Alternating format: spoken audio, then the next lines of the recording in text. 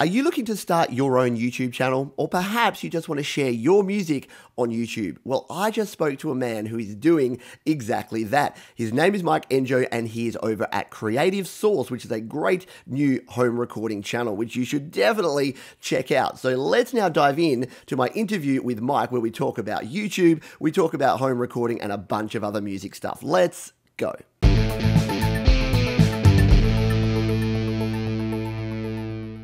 And here he is, Mike Enjo from Creative Source. Thank you for your time today. Now, you were kind enough to have me on your channel recently, and we were talking all about mobile recording, and we got chatting about creating your own YouTube channel. So why don't you tell us a little bit to start with about what your YouTube channel, Creative Source, is all about? Well, the idea of the channel is actually just to reach the people who are just like me. So I try not to think of this as a sort of a preaching position so much as I'm just like you, I'm discovering with you. So people that have not got the ideal conditions to record in, and that can be not just their physical space and their equipment, but the fact that they've got a family life, they've got a family budget, they've got the noises that a family make, all of those kinds of things. And I think that my feeling is that someone who's just coming back to recording at home, from a sort of a little time away from music, could watch a few YouTube videos and kind of be overwhelmed by the idea that perhaps they have to have, you know, some really expensive equipment. They must have a treated room, etc., etc. They must have this sort of, best microphone, the best audio interface. And I'm not saying that don't get those things if you can afford them, but most people just don't have the choice. So it's going to be financial constraints mostly, but it could be time and noise and all those kinds of things. And I know that there are some people that are speaking to that audience, but I didn't feel it was clear enough. And I felt that there was a little gap that I could feel in that sort of area. So yeah, that's why I did it. Excellent. And I think that's something that a lot of folks who like to watch the videos on this channel are very much all about. So whilst my channel is very much focused on mobile recording, and you focus a lot more on using desktop DAWs and other software and plugins to record, I think the one thing that we definitely have in common is that we want to be helping folks out that are, like you say, they don't necessarily have the space or the time or the money to go out and fully kit out a studio, but you can definitely make some great music in your own home studio. So from the videos that I've seen on your channel already, I'm learning some things too, because a lot of it translates really well over to any type of recording that you're doing, for sure. Now, what is it? It's 2019 now. You started your channel in 2018. What was it that motivated you to say, it's 2018, I'm going to start a YouTube channel about music and about home recording? First of all, because I'm insane, because it could be one of the. If you wanted to start a YouTube channel, it should have been 3 or 4 years ago, probably. But ever the optimist. There was a few things, because I'd been procrastinating for a really long time about this. Because mostly you just kind of want to do it. You've got this knowledge, these ideas. Friends and people had always been asking me about it. How do you do that? What's that gear you've got? How would I do it? And I was finally pushed over the edge by a couple of things. First of all, Rick Beato. I'm a big fan of Rick's because I feel like he's a musical genius for a start. But he made a little video about how he got into it, and he mentioned the fact that that he thought that people wouldn't want to watch a guy with white hair. And he was wrong. And that was one of the little barriers that was there for me. I sort of thought, I'm kind of 50. Nobody wants to see some wrinkly old guy on YouTube, because you get this impression it's such a young person's world. But of course, everyone's watching YouTube now. And that was probably the other thing, is that I had been a little bit of a content creator before for local television, not the big guys, but the sort of over here, they used to call them Channel 31. And I'd made a show on there about songwriting and stuff. But, and I found that a really interesting exercise, a really, it was a form of growth, for me. But we're just surrounded by YouTube. We do not turn on normal television, apart from I do watch Married at First Sight in the evening sometimes, but we can edit that out. But everything. We just watch, and we've got YouTube because I have a PC connected to my television, so we actually just watch YouTube on television. We've got some sort of little Android boxes around the house on every single television, and we've all got devices. I've got 4 kids, by the way, so there's devices everywhere, and I'm constantly surrounded by talk about YouTube. And then my daughter made a video haphazardly about a piece of software she was using, like designing homes. And we've got a little Mac in the other room, and she just switched it on and she just chatted about how she was using this software. And she was 11 at the time, and she got 3,500 views on that video. And I thought, wow. So giving people information is actually, people want information, you know, and I thought, well, I've got a fair amount of information that I think I'd like to pass on with people. So, yeah. Definitely. So there you go. Yeah, if you are on the fence, and that's what we're talking about here today, that if you want to start a YouTube channel and if you want to do something with content creation, dive in, start it. Make your first video. Just do it. Exactly. Yeah.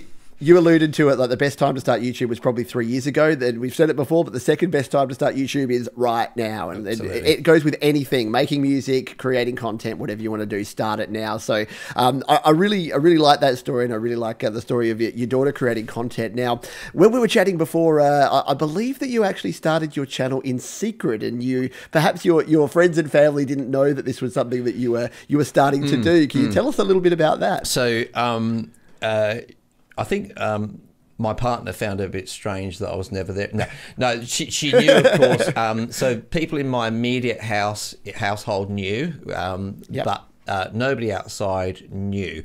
And there were some good reasons for that. I had some YouTube channels years ago and things, and it's very, very tempting to get focused on subscriptions and views. So if you obsess over that and you just want to sort of impress your mates with, oh, I've got so many subscribers, then yeah, you can go out, you can get sub for subs, you can pay people to get subscribers, and all that thing, and it's absolutely useless. Just don't do it. It's a complete waste of time, because it's so artificial.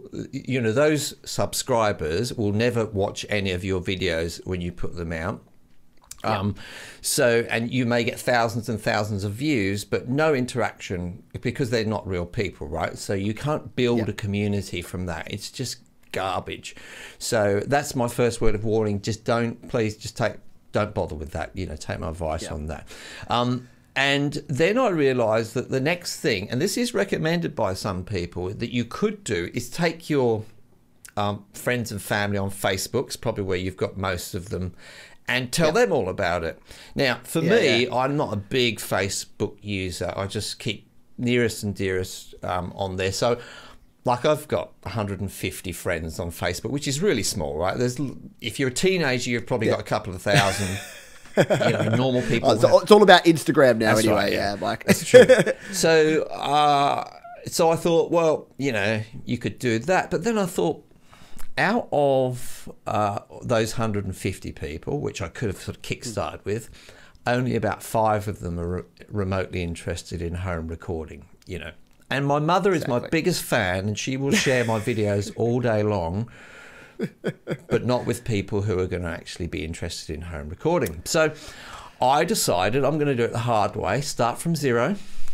And get 1 subscriber at a time, and 1 viewer at a time. And it was daunting, but I was very, very determined to do it. And I think it's going to really pay off in the long term, because I'm going to divert a little bit here, actually. If you haven't started a channel yet, and you're starting one now, one of the things you might not know is you cannot monetize the channel until you've got 1,000 subscribers and at least 4,000 hours of view time in the last year. That's actually not an easy thing to do. I know you think there's overnight success everywhere all the time, but mostly that's not the case. So I'm currently involved in that sort of struggle, you know.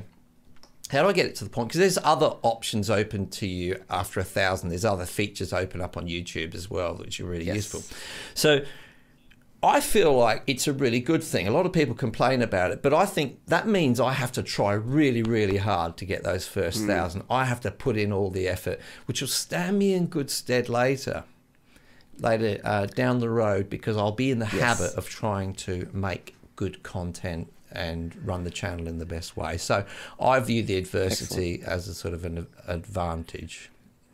Yeah, I definitely agree, and I know it's not a popular opinion, and I think there's a lot of folks here that talk to me on this channel and that comment that want to start. And the reason that I'm chatting to Mike today here is that you may not necessarily want to start a channel like Mike's channel or like my channel. You may want to start your own music channel where you're promoting your own music, and it's the same sort of struggle. So regardless of what sort of content you're putting out, I honestly feel that everyone's got a voice and everyone's got something to share, and it's about finding the group of people. And I love your story, because finding a group of people that actually share your passion and your desires to create good music is a different thing from, like you say, going to all your social networks and saying, hey, please like, comment and subscribe on my videos because I've started a new channel. And they're not going to be, like you say, the people that are going to want to interact with your content. So it was a brave move, Mike, but it sounds like it's paid off for you. I think so. And I'm sure the people that watch your videos are enjoying them from what I can see, and I'm definitely one of them. So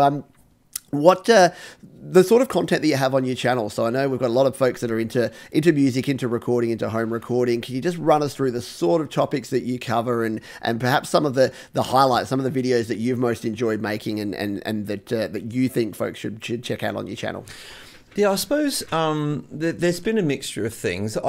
It's one of the difficult things is, say I think to myself, oh, I want to teach people about, I think I did one the other day about gain staging. It's a tricky one, because gain staging was something which sort of really revolutionized my process. It instantly made my mixes much, much better. But it's not the most interesting subject in the world. And there's possibly not too many people looking for it. So there's that, but I feel that some of that's necessary. So even if it doesn't get a whole bunch of views right now, I'd like it to be there for the next 10, 20 years, or however it's relevant, as a resource for when people want to see it. So the fact that it might not get loads and loads of views or loads of attention at the moment doesn't bother me, because it's just a part of a growing library of not so much interesting but necessary information about what you're going to do in your home recording studio. On the other side of it, I think there's stuff which is way more accessible for people who are just getting into it. And I think things like reviews of virtual instruments, because you can have an opinion on how a piano sounds. You don't have to be a genius. You can think, well, that sounds nice. I'd like to try that one out. So it's nice to be in the position where I'm able to review some of those sort of plugins and things and show people what they're going to get if they part with their hard-earned cash. And my style on that is, there's a little bit of thing that I do which I don't see too many other people do, is I almost always try and put that instrument in a song, because it bugs me that people review I don't know, a virtual saxophone or whatever, and they just play it all by itself. And how many pieces of music do we hear with just that solo instrument? So I want people to know, how's it going to blend in with the song, and so I think that in itself is an interesting process. And if I may talk about where I'd like to go in the future a little bit, I'm told, and I don't want to pat myself on the back too much, but I'm told by friends, family, musicians over the years around me that I have a little knack for just coming up with a piece of music and an arrangement just off the top of my head. It's just in my head, piece of music. So I'm not boasting. I think lots of my viewers will be very talented in this way as well. But for some people, it's a bit of a mystery. How do you just think up a bass part and a drum part and put it all together? And I think I'd like to encourage that in my channel in the future. Is hey, look, this is a really fun. You get this drum going, and just think of a bass line, boom, boom, boom, boom, and pop that in there. And and try and inspire people that if just go with your instinct, with your flow, and see what you can come up with. That's also where I like to go. Not just techie studio stuff, but a little bit more musical stuff. And I know you do that as well with some fantastic examples of music, and you have fun with it as well. And you're really I think that's what you're doing. You're inspiring people to say, "Hey, that looks like the sort of thing I could do," and that's what I'd like people to feel like, you know. Excellent. Yeah, definitely. And I think that's one thing that I try to encourage here. And I think one of the reasons I like your channel so much, because, you know, I use mobile, I use GarageBand, and I use iPhones and iPads for most of my production. And I know a lot of my audience does as well. But I also know that most of us also use a Mac or a PC as well for some of our creation. But what I love about what you do on your channel is exactly that you're not just saying, here is a demo of what this sounds like, but you're actually putting it into music. And I think letting folks know that anyone can do this. So you may be talented at your composition and your arrangement, but there is no limitation or barrier of entry anymore. And I think this is something that we've chatted about before, and that we're both sort of passionate about, is that the old world of music is kind of over with, and there's some people that are still mourning it, which is that you can't release a record, you can't write a song, and you can't record a song because you need thousands of dollars worth of equipment or thousands of dollars of studio time to do that. And I think what you're showing is that if you've got an idea in your head, you've got a song in your head, and everyone does, even if you're just humming in the shower, all you need to do is get yourself a pretty basic setup and then use some of these tools and methods that you're showing in the channel, and you can actually get some really good results. So, yeah, I really enjoy watching your content because of that. Now, on the topic of mobile recording, have you ever used your phone or your iPad? I know that a lot of folks here would be wondering if you've been using that for recording at all. By the time that this video goes out, I may have done. And that's because I've just been cruising and looking at iPads with this in mind a little bit. And that's also because I'm considering getting another audio interface, which is controllable from the iPad as well. But I have very much been thinking about it. So I'm gonna say no, but I'm gonna lie and say yes. I've done it a few times in the last couple of weeks. So if it's the end of the year, then look out for Mike to be taking over. I mean, I have used GarageBand. I've got a Mac, and I've played around on GarageBand 2 or 3 years ago, and I really enjoyed it. Actually, it was just really very cool. I found it a really good workflow. If you just want to have some fun and put together a piece of music like bang bang bang, it just felt really good. I'm a user interface guy, in the sense of if it looks nice, if it looks pretty, I'm halfway there, right? And I think as much as people might hate me to say this, it's a little bit true of the Mac iOS world, that the UI will not just look nice, but flow pretty well. I'm definitely going to get some hate for that, but that's fine. I do all the time. It's fine. People don't like that I use a PC, for instance. They want me to use a Mac because I'm an iOS guy. But yeah, I'm too old to learn how to use a Mac at this stage. So one of the things that bugs me a little bit is that, say, for example, in GarageBand, you have these lovely icons of the instrument on the track, show a picture of a guitar or a drum kit or something. Why don't all DAWs do that? Because I know we're color coding, you put a color code on there. It's much easier to have a nice icon of a bass guitar. You go, there's the bass guitar, or just the fader on that. There was one piece of software that did it, and that was Sonar, Cakewalk Sonar. They were part of Gibson, and we all know that story. It's still going though, and I'll do a little suggestion there for people on my side of the fence. If you're looking for a free DAW, you can actually get Sonar for free now. It was bought by someone, I can't remember their names. Cakewalk Band Lab. that's Yes, you can pick up for free. And so a lot of people are always asking, where can I get a DAW for free? And that's worth a go. And they do actually have the little icons on there. So get it for that reason alone, I reckon. Well, there you go. We get some advice here for the desktop world, which is good, which is what we're looking for, because, everyone is looking for free. Everyone wants the lowest cost, and they want something that they can get for nothing, which is good. And yeah, like I say, if you've got nothing to record with. But it is a really good point. And I know that, without going off topic, topic because you know that I love it. Everyone here that watches this channel knows I love GarageBand and iPad and iPhone recording. But you're spot on, is that the reason that people can pick up an iPad or an iPhone and start creating music is that they want a piano track, they tap piano and they start playing a piano track. And I think that's what got me away from some of the DAWs I was using, because you've got a blank screen, and there's something about staring at that blank screen with all of the blank tracks, and you're like, where do I start? Like, what am I going to record first? Whereas if you, like you say, you can pull in a drum loop or a sample or play some drums, and you just get that vibe going that you were talking about before. That's where things like virtual instruments that you cover on your channel can be really useful, because you may not be able to play a Fender Rhodes,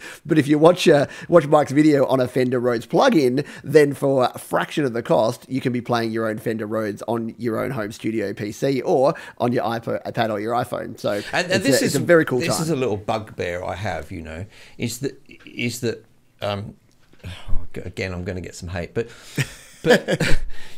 well, a Fender Rhodes, if you can get one in Australia, I did have a look on eBay, you might get one for $4,000. Right, and you're going to use it on you're not going to use it on all your songs, probably. You might use it occasionally. It's going to take up space in your house, and you're going to have to look after it. Those things are not just, they need looking after over time. They need spare parts, all of those kinds of things.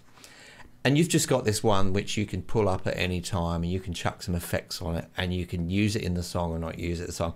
Like, I don't get, that's a kind of insanity for me. That why you. There's massive advantages to that plugin that you don't have on the original.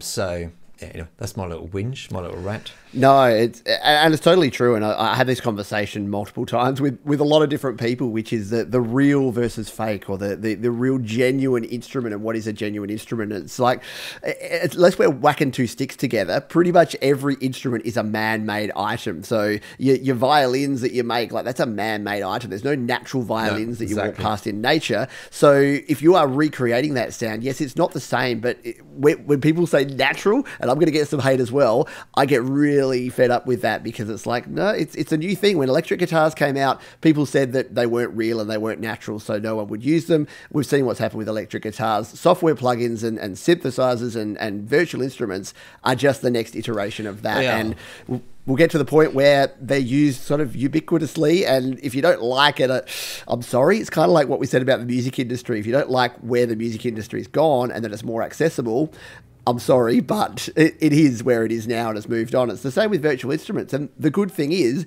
they are so much better than they were. When I first started out with MIDI, and you'd plonk your piano and it would sound like an 80s Casio keyboard, whereas now your piano is probably a complete stereo recorded high quality $20,000 piano. So it's come a long way, and as I said, it's great videos that you have on those plugins. I mean, you sort of wonder, don't you, whether when they first brought the Hammond organ out, whether there were people walking around saying, well, it doesn't sound like a church organ, and I'll go, well, no, it doesn't, but it's, and I'm sort of hoping for the day that somebody brings out a virtual guitar plugin, and where it doesn't sound like a real guitar, but in itself it sounds awesome, just as its own instrument. So that will happen one day, I'm sure, and I'll be celebrating because I like progress.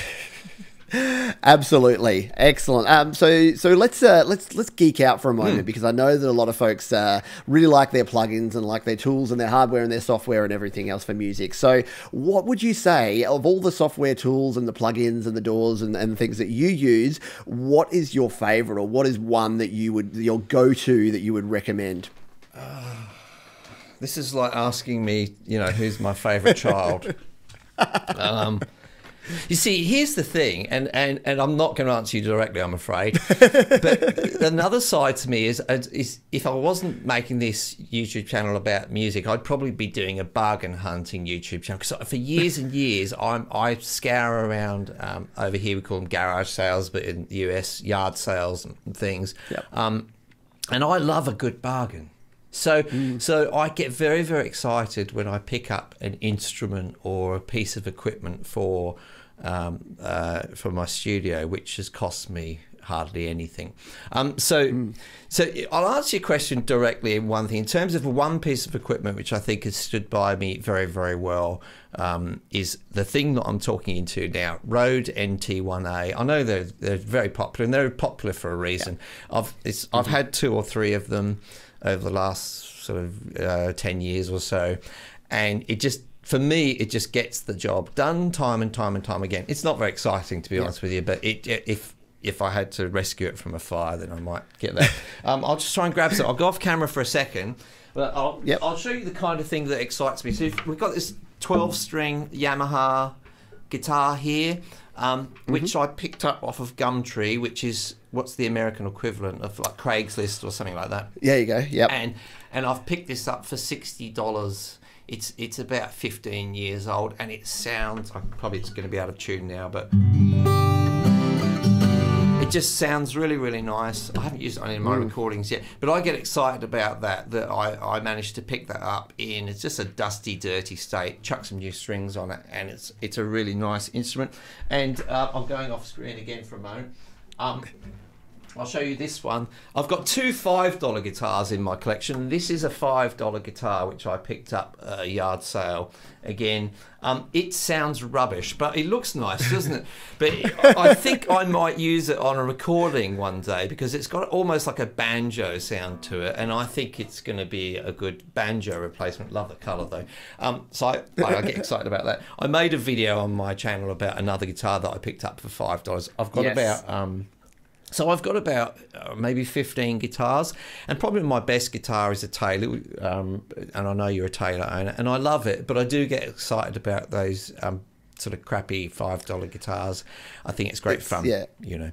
And it's a great point that you make there, because I think the temptation is, and I rant about this a lot on my channel here, which is that people want to buy things that are going to improve their music, and then they're going to level up their music, and a lot of the time the best music you can create is just by using something different or something unique. Yeah. And I'm exactly the same. I just want to find some cool piece of gear that I find at, you know, Cash Converters, which is our chain of thrift stores, or they're not thrift stores, they make money, but they don't support any charity. Anyway, Cash Converters, you want to sponsor me? Talk to us. But yeah, they sell secondhand goods, and I just love going through there, because you'll pick up something random piece of gear for $20 and you bring it home, you'll be like, I can use that on this track in this way. And yeah, just having that. And if you've got money to spend, like a lot of people are, I need to buy a new DAW, I need to get a Pro Tools subscription, I need to buy a $2,000 interface or mixer to get the best quality. And it's like, you'd probably be better off just keeping your money, and then whenever you see something cool that you might be able to put in your music, just grab that, do your bargain hunts, get your bargains like Mike, and then yeah, just introduce that to your music. Because I've been saying for a long time that people are not looking for the best music, they're looking for interesting and different music these days. Absolutely. It's the same with the content that you're creating. People aren't looking for absolute professional, because you know what, there's plenty of people online that are talking from their studios that are going to tell you how to record professionally, and how if you've got a 24 channel board and you've got a console and you've got a studio, how you can record. But how do we do it in our homes with the stuff that we can find or that we can pick up for $5? That's what a lot of people, especially me and other folks, want to hear about. Absolutely. You know, I mean, another example of that, I would say, is another little bargain I picked up. I've got an Ibanez bass guitar over there. I can't remember how much I paid for it, but it was pretty cheap. And one of the reasons I got that was because I found that, say, with the plugins I was using with bass, they're really, really good, actually. And I've seen some of your videos where you use bass on GarageBand and stuff, and it's a good sound. But I was missing some of the sort of articulations you get from a real player. Just some of the, I know you can do slides and things, but there's a certain way it happens if you're a player, which is very, very organic. And there was a few songs, and look, I really didn't pay much money for that bass guitar. I was careful and made sure, and I got lucky on it. It was probably, say, worth about $300 on the second-hand market, and I got lucky and got it for about $100. But I like that type of thing. I'm always keeping an eye out, because I'll think, oh, that's going to give me a little advantage in that song, and I've been using it. It's great fun.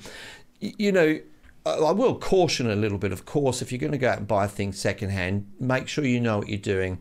But if you're not quite sure, some little tips there would be, it does matter if something's dirty or not. it's an indication whether someone's looked after it or not. So with electronic stuff, that's pretty important because dust and grime can affect that, and it just gives a general indication. So always test it if it's electronic. If it's guitars and things, just get your knowledge up. Know how to look at a neck of a guitar and see if it's bent or not. You know, make sure you're looking for cracks and, you know, those types of things. And, you know, sort of use some common sense, but do some research, watch some YouTube videos, read some information online about what to look for when you're buying things. But you really can fund a really high grade home studio on a very small amount of money these days if you're clever. And now, while you've been talking, I was listening to you honestly, but there was one thing. There's two things. I said the NT1A, but there was something which made a massive difference for me, and that was my studio monitors. And now I happen to have some KRK Rocket 8s, which I got about 4 or 5 years ago. I did have some studio monitors before that, not such good ones. Now again, I must say I got these a little bit of a bargain at my local music store because they were on display ones, and they had a very, very slight mark on them, which got me a good amount off of them. But in my opinion, if you're going to buy anything which is going to make a difference, then studio monitors do make a difference. And there's going to be a whole bunch of people who say, well, that doesn't matter unless you've got your room treated. I do agree with them, but you work with what you've got, right? So if you have to have curtains and carpets and mattresses and things to deaden an echoey room, then do that until you can afford proper treatment. But the monitors for me made a massive amount of difference. So yeah, I wouldn't go Excellent. without those. Well, there you go. I think that was about 5 things that were your favourite, but that's okay. We'll work through with that. But no, that's some really good advice there. And in terms of shopping around and buying different things and using in your studio, and then as well as a lot of folks ask me the same question, which is that, you know, headphones. I can only afford headphones versus studio monitors, and I agree. I mean, I've got the baby versions. I've got a small room here. I've got the baby versions, the Rocket 4s, but they are enough for what I have here. Like they work for me here, and it's the same sort of thing. If someone's got, say, $100 to spend, don't cheap out on cheap monitors. Get yourself a good pair of headphones to start with, because you can do a lot of stuff in headphones. And if you are going to buy monitors, get yourself some decent ones, because I've seen too many people rush into monitors, buy a cheap pair. You're not going to get a very good sound, and you're not going to get an accurate representation of your music. So but I would caution against that as well, to look for quality and to do your research and talk to someone that knows, like Mike, before you go out and buy. Well, also understand that they make a difference, but they're not your whole solution. You don't suddenly magically get better mixes with monitors. In fact, one of the things about them that's really important, you do learn how they sound over time in your room. You know, because I found this when I moved house and I was in a different room. I had to relearn my mixing a little bit, you know, because you begin to understand after a while how your monitors sound when things are good, if that makes sense. Yeah, so... Definitely, and I think that's a great point to make. That we will finish up shortly. Yes. But that's a great point to make. So we'll sort of close off with, which is that it's not about necessarily the best sound. It's about knowing your sound and knowing your equipment and your gear, and whether you're using an iPhone and your headset microphone and that's it, or whether you're shelling out and you've got decent monitors, good audio interface, and treated room. You need to do it. You need to do the creation process, because the more that you actually create with whatever you have, the better you're going to get. And I've always said that a fantastic song on some slightly cheaper gear that's not perfectly recorded is still a fantastic song. A terrible song recorded in $1 million studio that's with perfect quality is still going to be a terrible song. Yep. So don't forget to make sure that you keep working on your craft, and don't think that just buying the gear. We talk a lot about gear, and gear's fun because we like geeking out on it, but it's not going to make the big difference. You need to get better at the recording process and at the music creation process, which is a good segue and a good thing to finish off on, because if you do want to get better at that recording process and learn some of the cool tools and the cool tricks and tips to get better recordings, whether it's your gain staging, whether it's using a $5 guitar on your recordings, or whether it's using some of the of great VST plugins that you've reviewed. Highly recommend heading over to Creative Source. And we'll finish with this question. So if someone is just getting into home recording, just getting into creating music, what is your best piece of advice for someone if they come to you and say, Mike, I want to get started, I want to get back into recording, it's been 20 years and I've got nothing. What do you say to them? What's the first thing to start with? Head over to Pete's channel, see what you can do on your iPhone, probably. And I'm not even joking, because most of this is really about learning a craft rather than buying equipment. But if we do keep it to the realm of desktop, I would say you don't have to spend a lot of money, but get yourself an interface. An audio interface is the first thing, because you're not really going to do it on the sound card on your computer.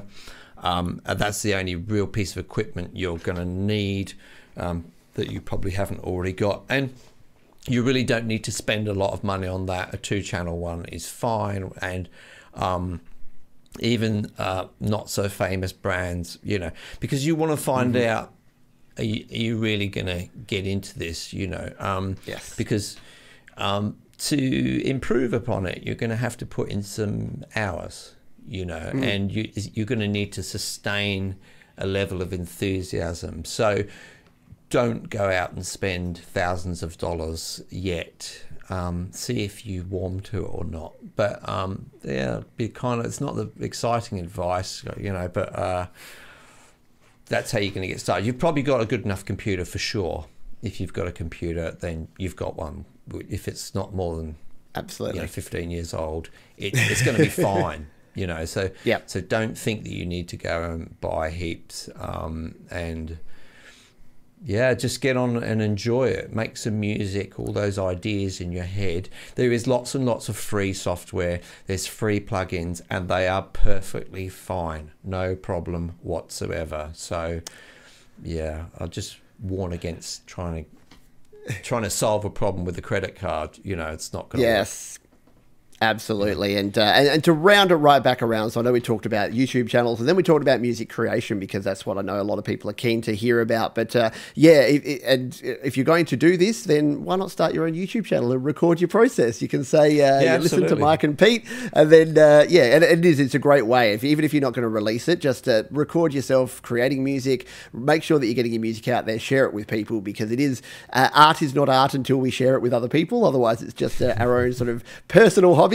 So if you're creating your art, then consider creating your own YouTube channel. And of course, so one thing that I would recommend to do is to head over to Creative Source. And Mike, where else can folks catch you? You've got the Facebooks and the socials and things. Where can folks connect with you? I've actually neglected my Facebook so far. I do have Creative. You can look for Creative Source on Facebook, or go to any of my videos, and I've got a link to it.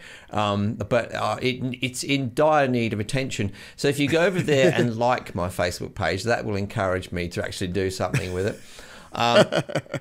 Go to Twitter, because I'm always telling you about the latest news there. I have a really quickly growing Instagram account, actually, and you can get a link to that in any of my videos, and that's a little bit different. It's just pictures of stuff that I see, nice guitar, sort of guitar or your bargain hunting, really. Yeah. Absolutely. So excellent. Well, if you check the description of this video, you'll find links to where you can check out Mike's YouTube channel, and there'll be a little card that's sticking up in the top corner at the moment. That side, in fact, left and right. I did learn those a few years ago, and you'll be able to tap on that right now and jump over to check out Mike's channel. Mike, I wanted to thank you for your time today. It's been amazing to hear about your journey. I wish you all the success with your channel and with your music creation, and look forward to chatting to you again soon. Thanks, Pete. It's been a pleasure. There you go. A big thanks to Mike for his time today. And if you haven't already checked out his channel, Creative Source, now is the best time to do that. There's a heap of great home recording information over there. You won't be disappointed. If you've got any comments, questions, or suggestions, leave those down below, and I will see you on the next video.